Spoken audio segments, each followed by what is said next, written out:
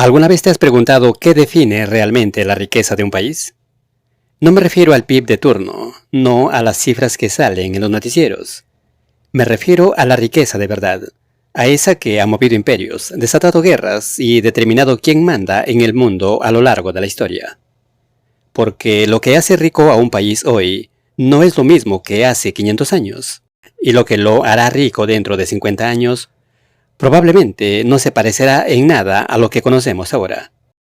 Hubo un tiempo en que el oro lo era todo. Las potencias europeas cruzaron océanos, arrasaron continentes enteros, esclavizaron poblaciones enteras, todo por ese metal amarillo.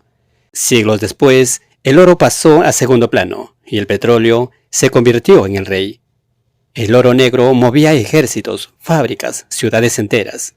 Quien lo tenía, mandaba. Quien no, obedecía. Hoy estamos en otra transición. Las empresas más valiosas del mundo ya no venden petróleo ni extraen minerales. Venden datos, venden algoritmos, inteligencia artificial. Y mientras tanto, en el horizonte asoma una nueva amenaza. Un recurso tan básico que solemos darlo por sentado. El agua. Algunos ya lo llaman el próximo petróleo. Hoy vamos a hacer un viaje por la historia secreta de la riqueza. Desde el trueque en la Sumeria hasta las predicciones de minería en asteroides. Vamos a entender cómo el poder económico ha cambiado de manos, porque algunos países se hicieron ricos y otros se quedaron atrás. Y lo más importante, hacia dónde tenemos que mirar si queremos anticipar el futuro. Porque en esto, como en casi todo, el que entiende la historia, entiende el juego, y el que entiende el juego puede ganarlo. Vamos a empezar con una pregunta sencilla. Piensa en el país más rico del mundo hoy. ¿Cuál se te viene a la mente? Estados Unidos, probablemente. O quizás China por su tamaño, o algún emirato petrolero por sus cifras per cápita. Ahora viaja mentalmente al año 1500. ¿Cuál era el país más rico entonces? ¿España, que acababa de descubrir América? ¿China con su enorme imperio? La respuesta no es tan simple, y eso ya nos da una pista. La riqueza no es algo fijo, cambia con el tiempo, cambia con la tecnología, con lo que la sociedad valora en cada época. Un par de investigadores, Mark Koyama y Jared Rubin, escribieron un libro llamado How the World Became Rich para intentar responder exactamente esa pregunta. Y su conclusión es fascinante. No hay una sola respuesta. La riqueza es el resultado de una combinación de factores que varían según el monto y el lugar. La geografía importa, sí, pero por sí sola no basta. Mira a África, con todos sus recursos naturales, y compárala con Singapur, una isla sin nada.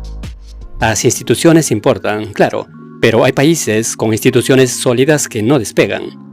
La cultura, la demografía, la historia colonial, todo juega su papel, pero nada funciona en aislamiento.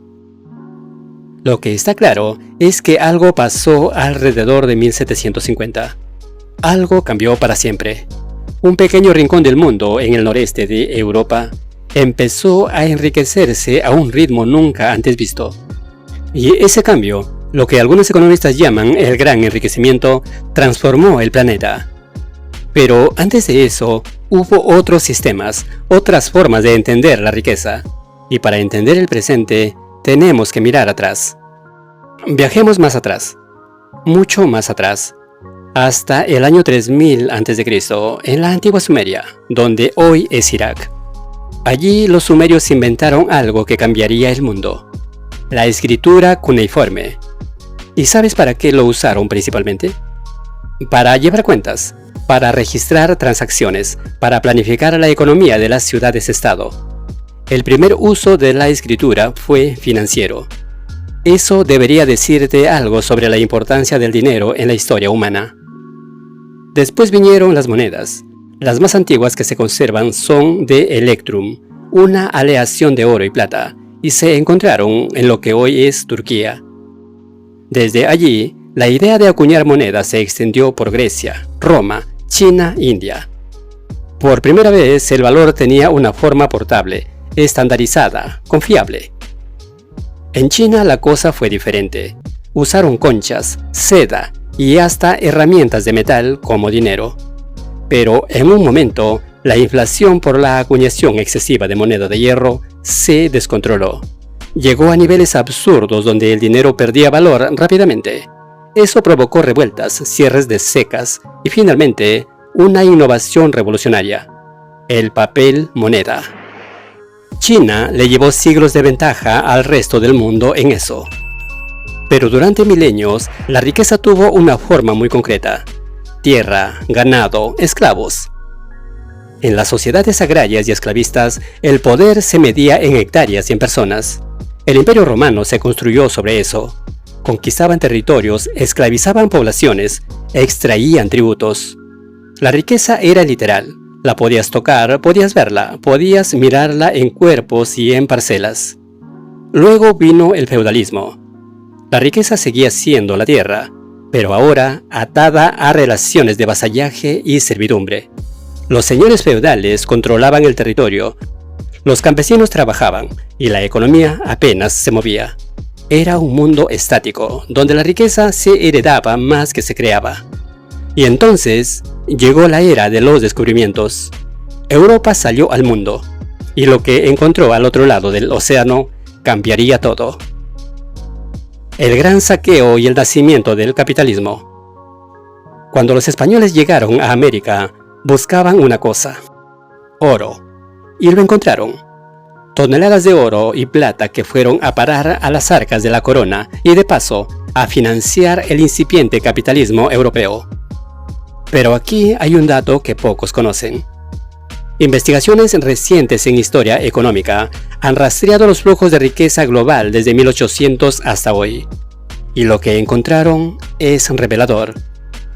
Entre 1800 y 1914, Europa acumuló una cantidad enorme de riqueza en el resto del mundo.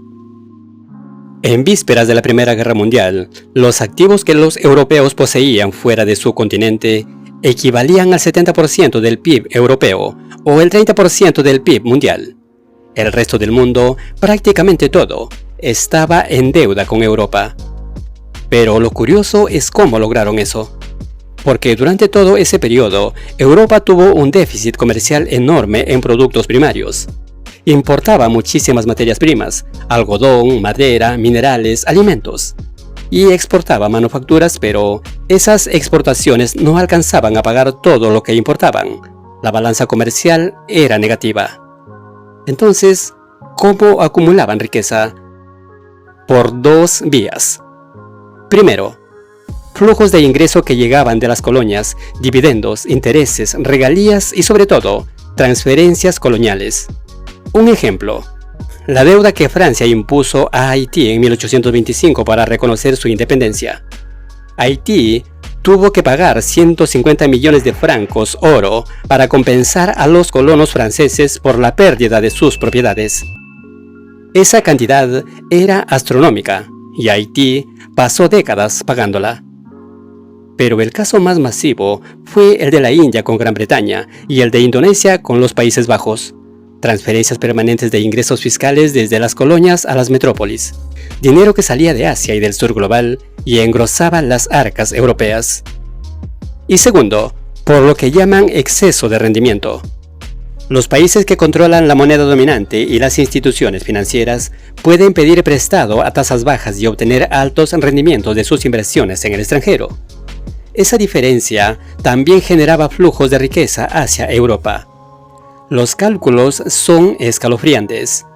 Sin esas transferencias coloniales, la geografía de la riqueza en 1914 habría sido radicalmente distinta.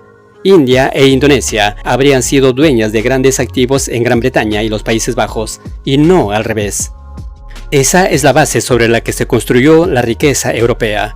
No fue solo innovación, no fue solo esfuerzo, fue extracción. El petróleo y la nueva geopolítica. Después vinieron las guerras mundiales, y en 1914 y 1950 esos activos europeos en el extranjero prácticamente desaparecieron. Unos se perdieron, otros se vendieron, otros fueron expropiados. y el testigo pasó a otro actor, Estados Unidos. Entre 1920 y 1970, Estados Unidos se convirtió en el gran acumulador de riqueza global. Pero su forma de hacerlo fue diferente, y ya no era cuestión de colonias y transferencias directas, era cuestión de petróleo. El siglo XX fue el siglo del oro negro. El petróleo movía los ejércitos, las fábricas, los coches, los barcos, los aviones. Quien controlaba el petróleo, controlaba el mundo. Y ahí emergieron nuevos jugadores: Rusia, Arabia Saudita, los Emiratos del Golfo. Pero ojo, porque aquí hay una nueva paradoja que conviene entender. No basta con tener el recurso, hay que poder venderlo. Venezuela tiene, según estimaciones oficiales, las mayores reservas de petróleo del mundo, pero su economía está en ruinas. ¿Por qué?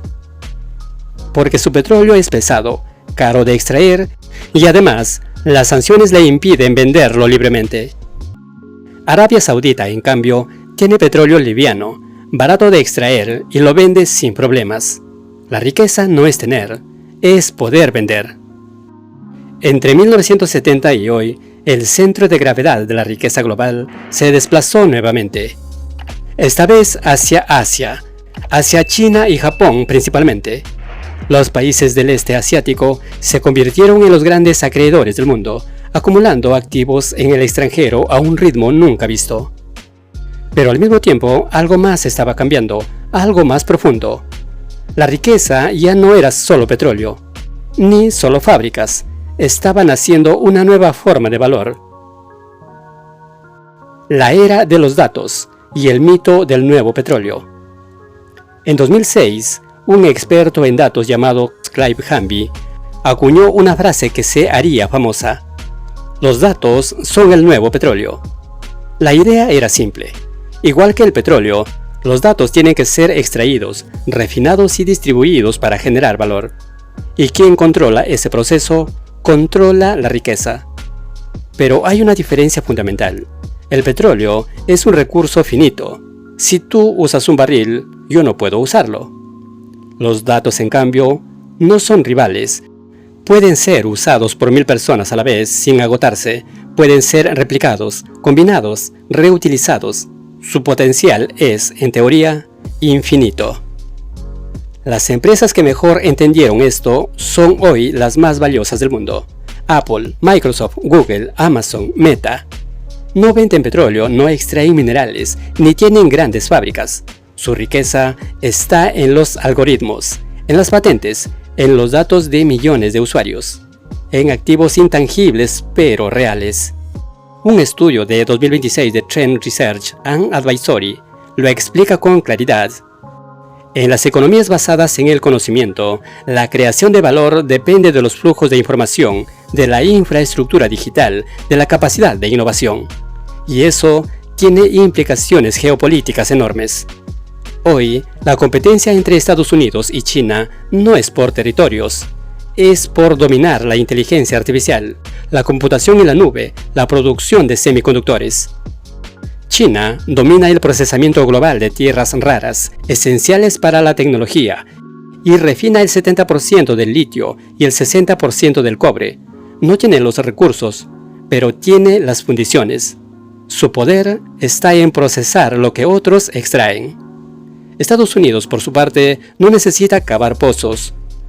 Los mercados financieros donde participa Estados Unidos influyen fuertemente en los precios globales del oro, el cobre, el petróleo y el trigo desde sus mercados de futuros. Es un poder diferente, pero igual de real. Y mientras tanto, el mundo en desarrollo sigue siendo el proveedor de materias primas.